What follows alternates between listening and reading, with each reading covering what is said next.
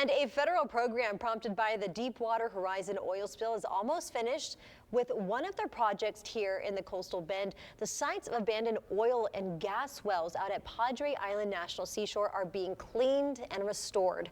Our Brian Burns went out to find out what those sites look like and what's being done to bring them back to their natural state. There are hundreds, if not thousands, of orphan wells across Texas that have not been properly plugged. And yeah, it's high time that this has happened. We hope they continue until they get them all plugged. Neil McQueen with the Surfrider Foundation is talking about part of $1.8 billion being used to clean up 11 abandoned oil wells located at Padre Island National Seashore. It's part of the Restore Act created after the Deepwater Horizon disaster. When these oil and gas pads are down, that's called a disturbed habitat.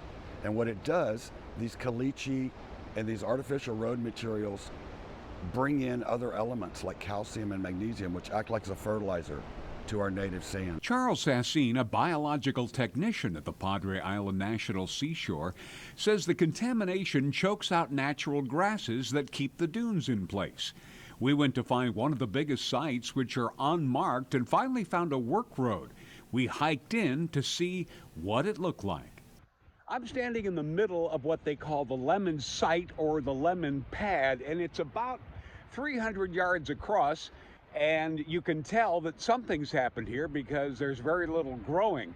We are about a half mile in from shore and 15 miles south of Malachite Beach, and this is one of the 11 sites they want to clean up. After removing the soil, crews replanted natural grasses and were told it will look untouched in just a few months.